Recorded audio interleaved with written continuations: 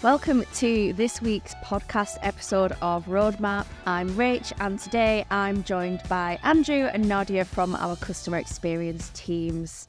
And today we're going to be chatting about the role of customer experience when it comes to optimizing and improving the products that we work on at AutoTrader, and why it's important, especially for some of the areas that we are actively working in here at AutoTrader. Now, before I get started and we get into some of the topics for today, I thought it'd be great to just introduce yourselves. So Nadia, Andrew, it'd be great if you could just give us a bit of an intro to what you do in customer experience here at AutoTrader. Do you want to go first? You go first. Oh, right. My name's Andy. I'm a customer operations director. So I look after a department of different teams, but there are lots of themes that run through our department, our tribe, and lots of that is around customer experience. Serving customers brilliantly, whether that's consumers who might be coming to us to sell their own car, or it might be lots of car dealers who rely on our services all day, every day to run their businesses. So, we've got lots of different teams in our tribe, but I kind of oversee that with two other directors. So I'm Nadia. I look after the customer service team within the customer ops tribe. So we look after consumers that are looking on the website, looking to buy or use our products. My team also looks after private sellers and some home dealers. Excellent. Welcome to today's episode. So at AutoTrader, we are all about squiggly career paths. In fact, we definitely encourage it. There's just so much to go at here. How did you end up in the roles that you're in now? Do we go? Yeah. So I did start as a customer service advisor. So the team I look after, the people I look after, I started in that role. I did the customer service advisor role for just over 12 months, I think. And then I went into a senior advisor position, got a little bit more responsibility, and then moved into the customer service lead role. We've both been here ages, haven't we? So we've had a chance to do lots of different things. There's always sort of new projects and new things coming along to sort of throw yourself at, really. So I think one of the good things about working at AutoTrader is whatever tribe you're in, there's always different things coming up. So I joined 15 years ago, which is a long time ago now, and worked in supporting our supporting applications first of all, and then working with infrastructure engineers and how we work together to deliver software more quickly. Focused more on customer experience the last sort of 5 or 6 years, and really interested in how we can deliver great experiences for some of our customers. Really, really rely on our services, so making sure that we can deliver a great experience for them. Built a small team around customer experience, and we've gradually grown our kind of tribe over the last 5 years to maybe 150 people now. We have 12 or 13 different teams. So all kinds of different challenges, whether that's working with car dealers, whether it's leasing's been much more of a prominent thing in the last couple of years, about how we get a great service around people who want to lease a vehicle on AutoTrader, all kinds of different things that come up. So lots of variety. Hold on a sec. Yo, what's that? 74.8% people not subscribed? You joking? Hold on. Right, listen, we're going to get taken off air. If you're liking these podcasts, remember to like and subscribe, because we need to get these numbers up. Otherwise, it's time for the... There's actually quite a few different teams involved in customer experience. So it's not just customer service, there's operations teams, there's, customer experience analysts. So we're all about having different areas to focus on how we improve that. What are the differences and nuances to these teams? Well, we've got all kinds of different ones. Do you want to start on the customer service side of things? Yeah, so we are heavy on the customer service side in my area. We're talking around 10,000 contacts a month, and we do that over a range of calls, emails and live chat. But what we tend to do is, if you are browsing on the website and you've got a general question, we can answer that for you.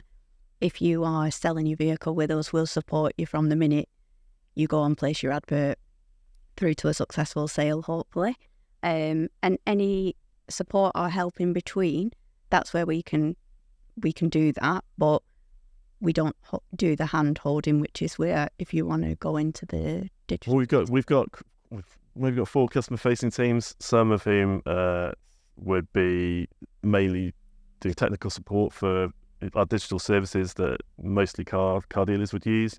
And so that's a slightly different aspect. It's a bit more technical. We've got people who sit in between a car retailer and a consumer. So if you can imagine that on Auto Trader, you can buy a car now. You can start the process of buying a car, and that deal is something that is a bit different from just a consumer with a query. It's something that we might need to manage through to making sure that's successful. So we've got teams who manage that digital retailing aspect of service, and lots of other teams who look at operational data, our vehicle data. We've got amazing people in our video and creative display teams who do amazing work helping us out right now. So, a really diverse set of different teams. And I think some of the things that do bring us together are around giving great service, really understanding what our customers need, and using that in how we build our products and services, being that voice of our customers that can drive Auto Trader to be better in the future.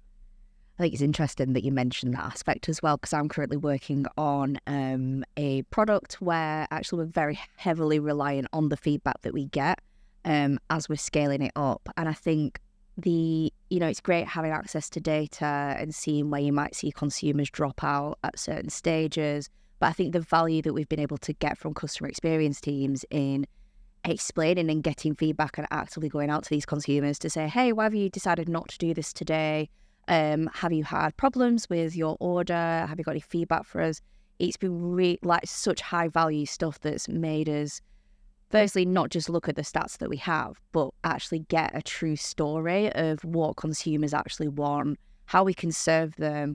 Because there's so many jobs you can do on Auto Trader, and we can't do everything. There'll be specific things that we are really good at, and it's tapping into that and getting that feedback, and it really helps. So I get a lot out of just having these. We do monthly sessions, and it's just been really valuable and great to connect to these sorts of teams that are actively doing that. Yeah, feedback's really important. Sorry, go on. Yeah, I was just going to say organic feedback is probably the best type of feedback you can get, because we go out and say, would you like to leave us a Trustpilot review? But when a customer is contacting you to get some help or support, but then they offer that feedback within that email or within that call, you really get to feel at that moment in time what the customer is feeling and experiencing. Yeah, so people in our teams tend to really know what customers are saying, really get the impact of any issues or any areas on their products, on services they're trying to buy. So we can use a bit of data to just bring that back in terms of numbers of issues or areas that we really need to focus on. But there's lots of anecdotes as well. There's lots of quality of information that comes from our teams, which is about emotion and about what people are really saying and the difficulties that people have that sometimes doesn't come through in data, but allows us to focus on where we need to improve. So it's really important. I think we measure feedback, don't we, from customers? So we have a look at that, we take that on board, we share it. But within the customer service team as well, we also measure feedback on the interaction that the customer has had with the advisor. So we measure both sides of the coin, really. Yeah. Actually, that does lead me on to a question that I do have. Do you think SLAs matter as much as they used to? So when I used to work in customer service teams, you'd have things like FCR and get this tied up really quickly, wrap time, minutes taken to resolve the problem, response times. How important is that these days? I think it's definitely changed. Yeah. So we used to be heavily on SLAs, but the SLAs would be a little bit different. They'd be, you have to do X amount of calls within a certain amount of time. You have to talk for this period of time. But those have now changed completely, where we measure SLAs, so we want to keep ourselves accountable for replying back to a customer within a certain amount of time. But more so, we change the goalpost for how long you should talk to a customer for. Because if you speak to that customer for an hour, but that customer goes away really happy, they're going to return, they loved that interaction, it was all full of support and great stuff, then talk for an hour, that's great. So we measure in terms of what's the timely manner to get back to the customer. And that's just to make sure that me really is held accountable for the number of contacts that comes in. But we measure more quality over quantity. I don't know about what you think about that. I mean, SLAs are really important, and we do have a lot of SLAs in place. But we have contracts with other companies, for example. they might ask us to commit to certain service levels, and we might expect the same in return. So it does play its part, but the problem is, if you use these kind of measures too much, you lose sight of what's really important. And the main things that we need to focus on is giving great service to our customers to make sure they are successful in what they want to do and come back to us, and also use that information to drive better products and services, right? So it might be that spending a little bit longer on the phone achieves both those two goals in a way that an SLA can't describe. So we have targets. Service is really important, and having metrics around service and tracking that is really important. But at the same time, it has to be part of our overall picture, that you don't lose sight of what you're actually there to deliver. So I think we try and have a more rounded view of what doing a great job in your team, Nadia, or doing a great job in customer operations is. There's going to be elements of, did you efficiently serve our customers? That's really important. But also, did you use that feedback to deliver improvements? Did you spend your time well building relationships with our product teams? And have you had an influence over the next 10 people not having the same issue or not having the same question in the same way? So, SLAs are important, but if you only focus on those things, you can drive some really weird behaviour. So, we try not to just focus on those things. Yeah. I can remember when years and years ago, when I used to work in customer service, I used to be on emails, and you'd count your first contact resolution as you resolved it in that one response. And if that consumer never gets back, you've got 100%. And we had this stat, and it was like, oh, why is it 70%? We don't get this.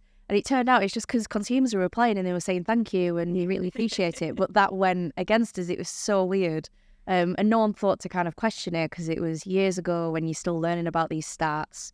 So I did think that was quite strange. Yeah, it could drive things like, if you're only being measured, if you think doing a good job is just getting a call, a query closed in a day, then any query that's over a day old, no one wants to pick up because, well, if I'm not, there's no chance of success with that, So it can drive some really odd behaviours, and in the end, getting back to people and making sure they don't have to contact you again is a really good thing. But how you measure that should just be part of a wider picture, I think.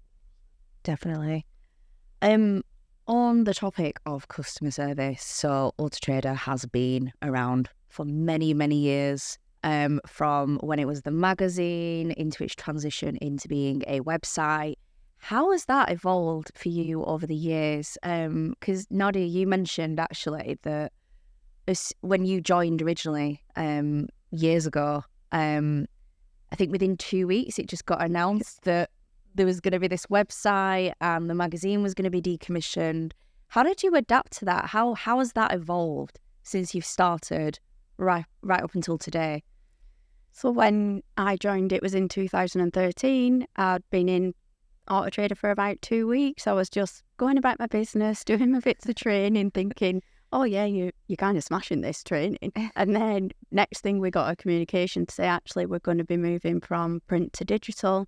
This is really big. And I just remember sitting there and thinking, oh no. So everything that I've just learned is going to change. Yeah. And back in the days when I was an advisor in the print days, customers would ring up to change their price, and it would be like, actually, you're going to have to wait a week now until we go to print again. And then when I think about how we are in digital now, where we've gone from you're going to have to wait a week until we go to print again, to we've made that change for you, that's going to be 24 hours, to now where we say we've made that change for you, that should be updated within the next hour. Yeah. So this will be my 11th year now in AT, and it's scary to say 11 years actually, but as I look back at the time frames we've given to customers from that week that we used to give them in the print days to now being able to narrow it down, is like, when you're in it day in, day out, you don't realise until you sit down and go, wow, do you know, we've gone from 7 days to a couple of hours.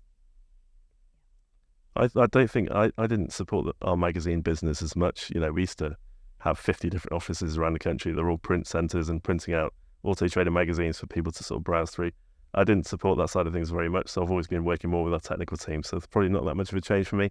But what we have done in the last 10 years is organise ourselves around being a tech company, right? So we don't have an IT department that delivers IT services to the business. It's not like that.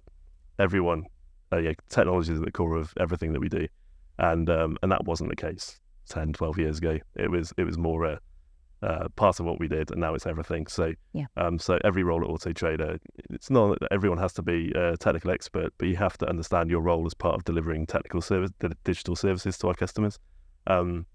So working with technical teams wherever we are in customer operations is just part of our job, and that wasn't true before. I think as well with the magazine, like people still love the magazine. You know, we still get customers calling in and saying, where can I find a copy of the magazine, or can I have a copy of the magazine from this day because I'm going to give it as a gift? And I've got people in my team now that I've joined recently that didn't even know we had a magazine. So now I sat here thinking, I feel really old. But it's part of, it makes you realise that we've got 40 years of history in the UK, and people really trust us to, well, there's a bit of nostalgia there. There's also a bit of something that you've always relied on. And it also is a bit of a wake-up call, I think, just to make us realise that that trust in Auto Trader is something that we've got to uphold every day. We've got to kind of keep that. And that means that's got to come through in the service we offer now, and how we support customers, the advice and the help that we give. Can either make or break that trust. So when we think about magazines, it definitely makes me think about a bit of heritage, and we want to be around another 40 years. Definitely. And maybe there is a campaign to bring the magazines back and provide a service to, maybe a separate part of the website, get your nostalgic framed magazine. Yeah, could catch on. I mean, any Auto Trader merch my customers look like. I would be up for that, actually, like a mug. I say that when there's like Auto Trader mugs, like all around the office, there's one there. It could catch on. I would be, like, I think I mentioned it before, but I would be really surprised if, when the magazine stopped printing, that like a few people didn't think, you know what, I'm going to keep a magazine, keep a copy of that. You never know. I bet there's so many different magazines just hiding in people's attics, garages. So I guess going from, through a digital transition, how do you think technology is shaping the teams that you work in? How's that side evolved? Is there anything at the minute that has actually enabled you and helped you shape the way that you work with consumers, improve the way that you're handling the everyday? What does that look like at the minute? What have you seen? What do you think? So for us, we were always calls and emails. That is how you could interact with us. And then we introduced live chat. I think about 3 years ago now, and that was pretty scary for us, actually, because we're going out of the norm for calls, emails. We're quite comfortable with that. But then to bring the live chat journey to life and be able to service customers 24 hours a day through, some of that will be through bot interactions. You're talking to a bot, they're creating articles, we're surfacing them for you, and hopefully that provides an element of support out of hours. We try and keep up with that. It's not easy sometimes because we're constantly training what that looks like, creating new articles. But for me, I think it's really important for no matter what time of day that customer is looking to use our services, like we're able to provide some element of support to them when we're not always here. On the whole, technology's allowed consumers, especially if you're buying a car, to be better informed, have more access to information, be more in control of every step of that journey. So I think it's been great. There's no real downsides for us. I think the pressures that technology brings is also from other sectors, though. Buying a car is still quite a painful experience. There are some online steps that you can complete, but there's lots of offline things where you have to go and visit a dealership or maybe visit many different places to get a job done or deal with finance companies or lots of other things. So and if you look at the wider, our experience of just buying things online, if you think about Amazon and ASOS and other companies, it's just so easy, isn't it? So I think consumers' expectations are just loads higher about, I want to be able to, take control of this transaction. I want to be able to do as much with it online as I want. And I want to do it any time of the day or night in any channel, whether it's a mobile app or on a website, and then blending that in with visiting a car dealer to actually see the car and all that kind of the offline steps of the journey as well. So technology is giving us loads of challenges and loads of expectations from our customers that we didn't have before. but it also is the thing that enables us to deliver better experiences, right, and develop better products that are easier to use. So yeah, I think the technology is a good challenge in the expectations, but we're really lucky in that the people who develop our products and services are not in a different company or in a different country. Yeah. We're all sitting on the same floor talking to each other. So I think we're in a really good position to be able to harness those technical challenges and turn them into something that we can really, we can really deliver for customers. So. Yeah. I think I really appreciate that as well, where we are quite approachable to each other in this company. I think it's so easy where, if you've got a question, you're in the same office as someone and you know who to kind of speak to. So I do appreciate that. I think I've worked in companies before where customer service and experience does sit very separately to the department you might work in, but it's never felt like that here. If I'm struggling with something or I'm trying to solve a problem for a consumer and I'm not sure what direction I should go in, there's always someone from an experience angle who every day is getting this feedback or just knows, and you can just answer that question really quickly, and it just helps you kind of point yourself in the right direction. So I do appreciate that. Like, you just bob on down, and we're not quiet, are we? So we can if there's something going on, we'll let you know. Yeah. Brilliant. What, I guess, on the bots topic, because there's always this talk of AI, and I think we've done a couple of episodes here about the role of chatbots. We had Julia in from Intercom on a previous episode, and she gave us a bit of insight into the future of chatbots for Intercom. What's your take on it? What is that role when it comes to customer service? What are your thoughts on it? I think for us, what we found through feedback is they can provide an element of support, but there are still customers out there that want to speak to a human. Yeah. And we do give our customers that option. We don't send you down the bot route and you're in the bot and then you can't get out of the bot. It will be, here's some articles that we think might help, but ultimately you can also speak to an agent if we're here. And it's really helped us in terms of we can see what customers are asking. So if there's any gaps where maybe our FAQs are not updated, but we can see within the chatbot that customers are needing this information up front, that might not always sit with customer service, but we can share that with the product teams. We can share it with our security team and make sure that we are circulating the information that customers are asking. And it's been really helpful for us in customer service. But you wouldn't be able to deal with the number of queries that you get without help from, from knowledge articles, from bots helping direct consumers to those knowledge articles, that kind of thing, right? So it's a massive help already. I think in the future, there's AI is quite a buzzword, and if you speak to anyone who works in the sort of customer experience kind of industry, it's all anyone talks about. But we deal with consumers who are at all kinds of different stages of, some people just are interested or want some useful information. Other people are raising a complaint or worried about being defrauded or, some really serious stuff. So we've got to realise that bots play part of the picture, but it's not everything. Some people want to take control and do everything themselves. Other people want you to fix something for them and come back to them, right? So being able to sense and give an experience to customers that's right for them in their situation is really important.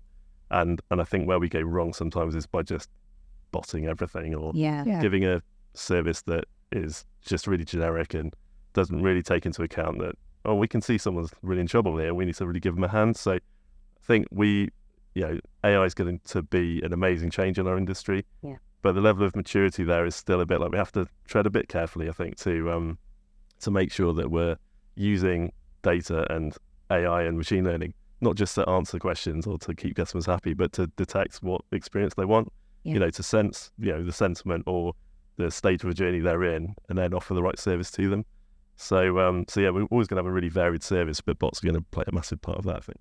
Yeah. I think it's finding the right use cases as well, because I've certainly been on websites where that is it. You just speak to the bot. Yeah, and you can't speak to a human. Yeah, and you just end up getting frustration of like, I just want to speak to a person. I've got a very specific query.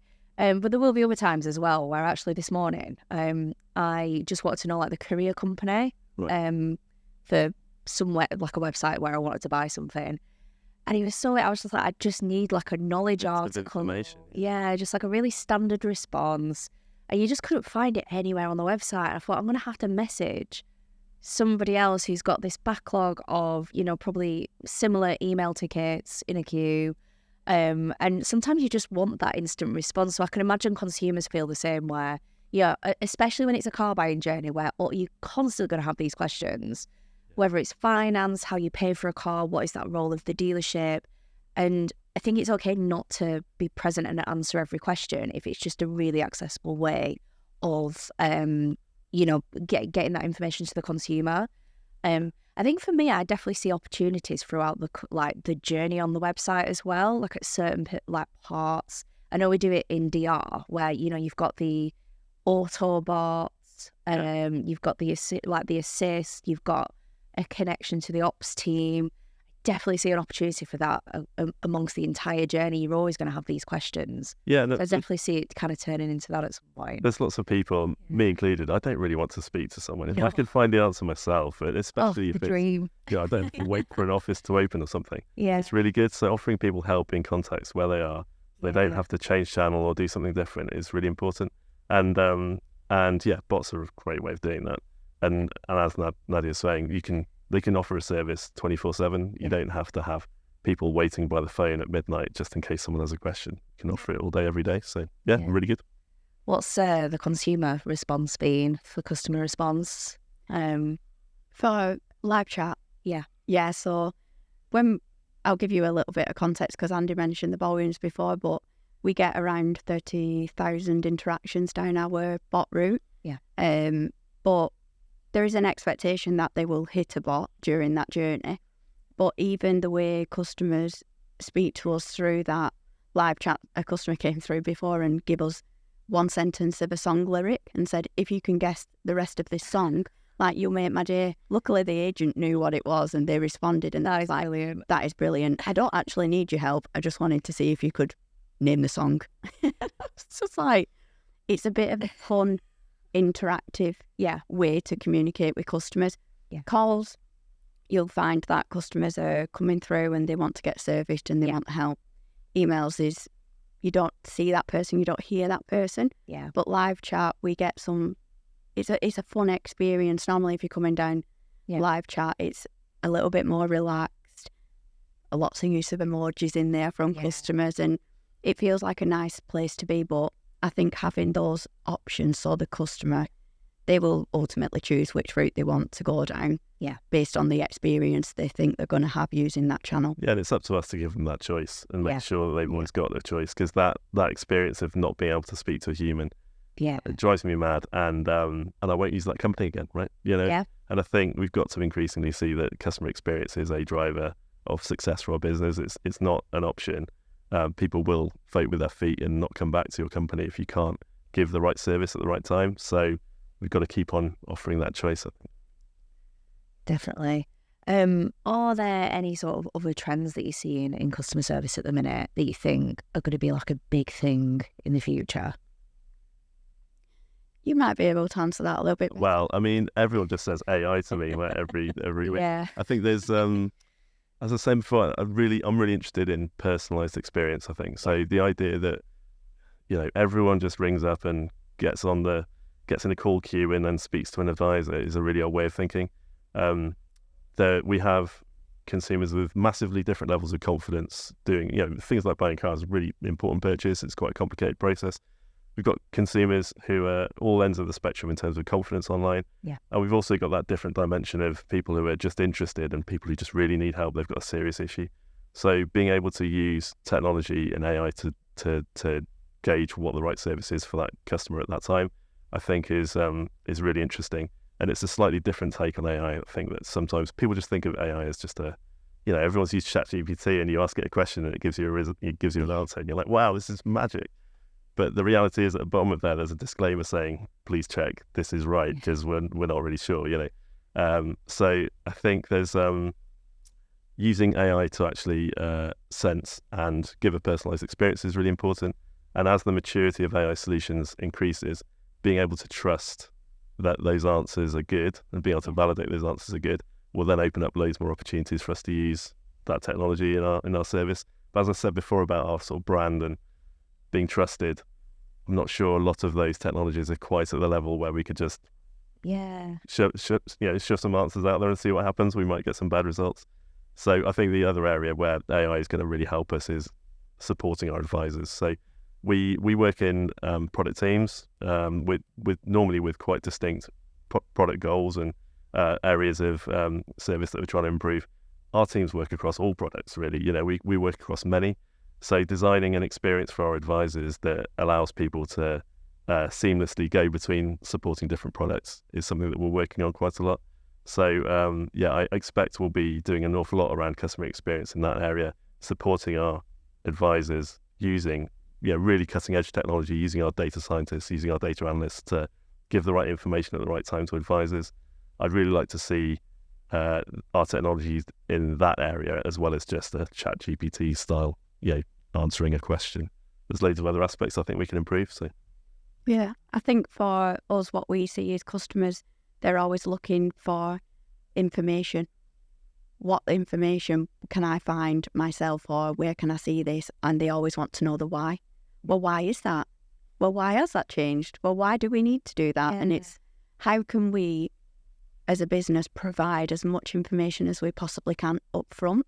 Yeah. We should then be here for a second, kind of like a second line support to go, we've given you that information, and if you need more clarity, please come and speak to us. But the service team are really good in sharing that feedback and saying these X amount of customers have asked why we don't surface this within the journey. Yeah. Are we able to do that? And I think there's been a definite switch from before COVID where customers would be, they wouldn't ask as much questions. And we went through that COVID period, and now customers will always be asking the why. Do you know, you've done that new product and service, but why is that? Yeah. And why is that? And it's always about the why. So it's like, how can we get better at providing that information up front to a customer? And then if they need more clarity, we're here for that. Yeah. I imagine during COVID as well, because you couldn't easily access a dealership, I imagine you got quite a lot of questions and queries where you might have thought to yourself, actually, a dealer could answer that, or you would sort that out at a forecourt. Did you see a trend of that?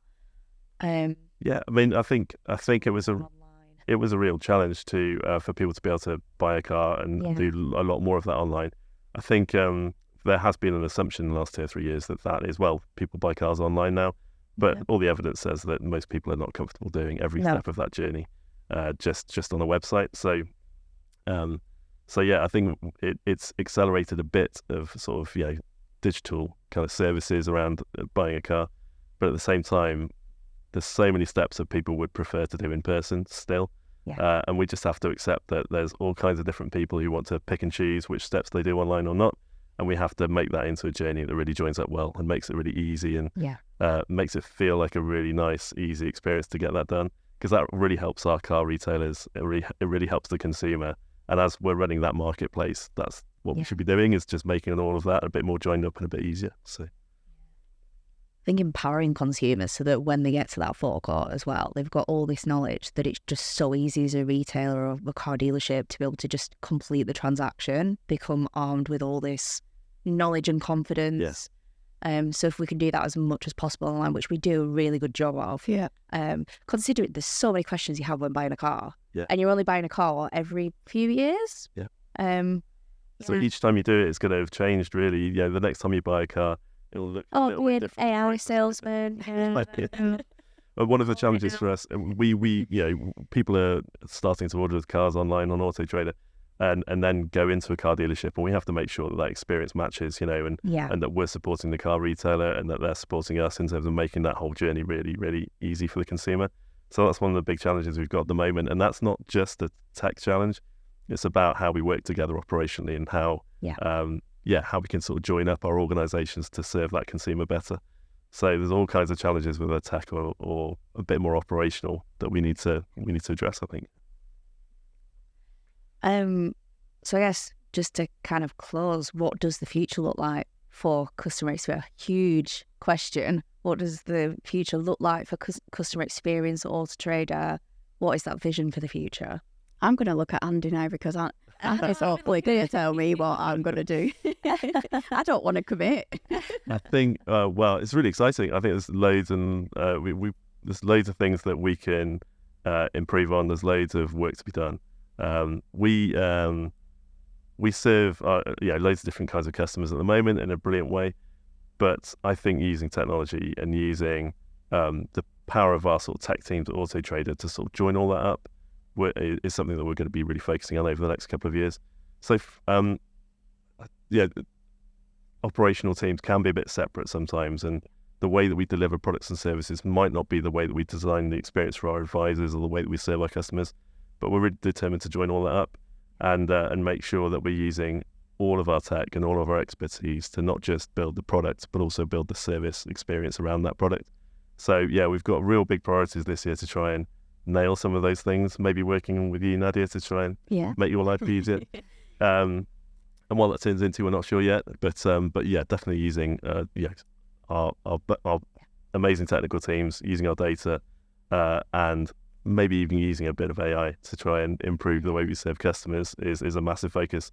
I think we feel that customer experience is a real differentiator. You know, we've got this responsibility as a really trusted brand, but also there's a massive opportunity if we can make that car buying journey easy and feel easy for consumers, then they'll just keep coming back and we'll be really successful. So yeah, customer experience is going to be a big focus. Yeah. I think for me and my team is just to continue trying to provide that information up front and making sure we're giving those customers options. We have 3 options now, which calls, emails and live chat, but hopefully in the future we'll maybe have a look at WhatsApp. Yeah. What other channels can we introduce? And always empowering our people to build those relationships with the product and tech world and keep them joined up, because the feedback and the customer is at the heart of what we do. Yeah. And if we can continue those core relationships, I think we can only get better at what products and services we can provide to our customers, whether you're a retailer, whether you're looking to buy on the website, whether you're just here doing your job every single day. Like, I love working at AT, and I think that's probably one of the best things about Auto Trader is the relationship building and how do we continue to build on that and move forward. Yeah. There's so much space to learn as well. I think we'll never run out of ideas. We'll never run out of learning opportunities. And I think we're in such a good position where we can have that space to do it. And I think that's not an opportunity you get with every company as well. So yeah, the future's looking good. Right. Yeah. Yeah. Excellent. Well, thank you for joining me for the episode today. Thanks, and we'll see you next week.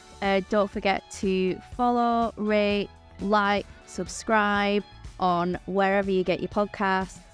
And yeah, I'll see you again soon.